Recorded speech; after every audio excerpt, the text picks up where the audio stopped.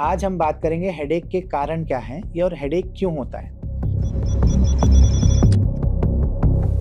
उसके साथ पेशेंट को आँखों के सिम्पटम्स आते हैं, आँखें लाल हो सकती हैं, आँख से पानी निकल सकता है, नाक बंद हो सकती है या स्वेटिंग हो सकती है उसी time during the headache.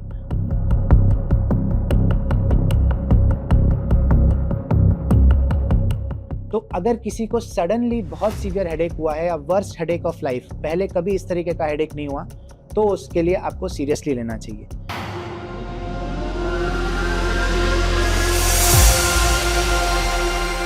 Hello everyone, मैं हूं डॉक्टर संकल्प मोहन, सीनियर कंसल्टेंट न्यूरोलॉजिस्ट। आज हम बात करेंगे हेडेक के ऊपर। अब हेडेक एक बहुत ही कॉमन बीमारी है, शायद ही कोई होगा जिसे कभी हेडेक नहीं हुआ होगा। तो आज हम बात करेंगे हेडेक के कारण क्या हैं ये और हेडेक क्यों होता है। तो हेडेक को मेनली हम दो भागों में डिवाइड कर सकते हैं। एक होता है प्राइमरी हेडेक। प्राइमरी हेडेक वो होता है जिसमें कोई खास कारण नहीं होता, जिसका कोई स्पेसिफिक रीजन नहीं होता, जिसमें अगर आप कोई टेस्ट भी करा लें, जैसे एमआरआई करा लें एटसेट्रा, उसमें भी कोई स्पेसिफिक रीजन नहीं निकल के आता। तो प्राइमरी हेडेक्स के क्या टाइप्स हैं? प्राइमरी हेडेक्स के कॉमन टाइप्स होते हैं, first migraine, second tension type headache, third cluster headache और फोर्थ कुछ अन्य तरीके के हेडेक्स होते हैं। इसमें से जो मोस्ट कॉमन हेडेक्स होता है वो होता है माइग्रेन और टेंशन टाइप हेडेक। तो माइग्रेन हेडेक जो होता है उसमें कुछ स्पेसिफिक सिम्टम्स आते हैं, जैसे कि फोटोफोबिया की लाइट से परेशानी होना या धूप से परेशानी होना, फोनोफोबिया यानी कि साउंड से परेशानी होना, कभी कभी ऑस्मोफोबिया या जैसे स्मेल से, स्ट्रॉन्ग स्मेल, परफ्यूम एटसेट्रा से परेशानी होना। ये ज़्यादातर अटैक्स में आता है, एक ही साइड पे रहता है पर कभी कभी साइड शिफ्ट कर सकता है। इसके साथ कभी कभी नॉजिया, वॉमिटिंग, इस तरीके के सिम्टम्स भी हो सकते हैं और ये जनरली 4 से 72 घंटे तक रहता है, पर कभी कभी ज़्यादा भी रह सकता है। और कुछ लोगों को क्रॉनिक माइग्रेन भी हो सकता है जब ये कंटिन्यूसली रहे या 3 मंथ्स तक लास्ट करे। अब इसको छोड़ के जो दूसरा टाइप का हेडेक होता है, जिसे कहते हैं टेंशन टाइप हेडेक, ये भी एक बहुत कॉमन टाइप का हेडेक है। जनरली एक बैंड लाइक या प्रेशर टाइप सेंसेशन होता है, वो बाइलैटरल होता है या दोनों तरफ होता है और जनरली इस एरिया में आपको फील होता है। जनरली जब पेशेंट काम से आता है, शाम को थका हुआ आता है, तब वो ज़्यादा महसूस करता है, स्ट्रेस लेने से बढ़ता है।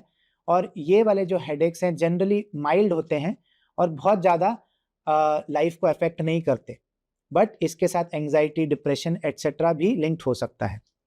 Third type of primary headache जिसे हम कहते हैं क्लस्टर हेडेक, वो मोस्टली मेल्स में होता है, यंग मेल्स में, और वो हमेशा एक ही साइड पे होता है, जनरली आईज के आसपास होता है और उसमें बहुत सीवियर टाइप का हेडेक होता है। और उस हेडेक के साथ पेशेंट जो है इतराता रहता है, एक जगह बैठ नहीं पाता है। उसके साथ पेशेंट को आँखों के सिम्टम्स आते हैं, आँखें लाल हो सकती हैं, आँख से पानी निकल सकता है, नाक बंद हो सकती है या स्वेटिंग हो सकती है उसी टाइम ड्यूरिंग द हेडेक। और जनरली ये शॉर्ट लास्टिंग होता है, सिर्फ अराउंड 1-1.5 घंटे तक ये हेडेक का अटैक रहता है। तो अब हम बात करते हैं सेकेंडरी हेडेक्स पे। तो सबसे कॉमन जो सेकेंडरी हेडेक होता है वो होता है ब्लड प्रेशर की वजह से या कोई मेडिसिन लेने की वजह से, जैसे कोई हार्ट की मेडिसिन होती है, नाइट्रेट्स, उनकी वजह से हेडेक्स हो सकता है। कभी कभी ज़्यादा पेन किलर लेने से भी हेडेक हो जाता है, जिसे हम कहते हैं मेडिकेशन ओवर यूज हेडेक।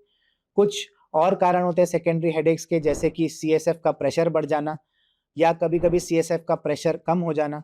इसको छोड़ के कभी कभी ब्रेन की नसों की भी प्रॉब्लम हो सकती है।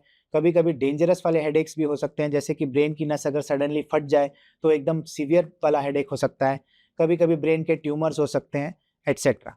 तो अब मेन चीज़ हमें ये देखनी है कि कौन से वाले हेडेक्स को आपको सीरियसली लेना चाहिए। तो इसे हम कहते हैं रेड फ्लैग साइंस। तो अगर किसी को सडनली बहुत सीवियर हेडेक हुआ है या वर्स्ट हेडेक ऑफ लाइफ, पहले कभी इस तरीके का हेडेक नहीं हुआ, तो उसके लिए आपको सीरियसली लेना चाहिए।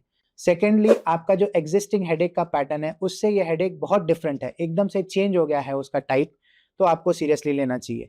अगर पहली बार किसी को 50 या 60 की उम्र के बाद सडन हेडेक हो रहा है तो उसको सीरियसली लेना चाहिए। हेडेक के साथ कुछ और भी सिम्टम्स आ रहे हैं, अगर पेशेंट ड्राउजी हो रहा है, उसके साथ हाथ पैर चल नहीं रहे हैं, बोलने की दिक्कत आ रही है, तेज फीवर हो रहा है, अनकॉन्शियस हो रहा है, तब इसे सीरियसली लेना चाहिए। हेडेक अगर स्पेसिफिकली सिर्फ बैठने पे हो रहा है या लेटने पे या सुबह सुबह उठ के ज़्यादा हो रहा है, तब भी इसे सीरियसली लेना चाहिए। Thank you.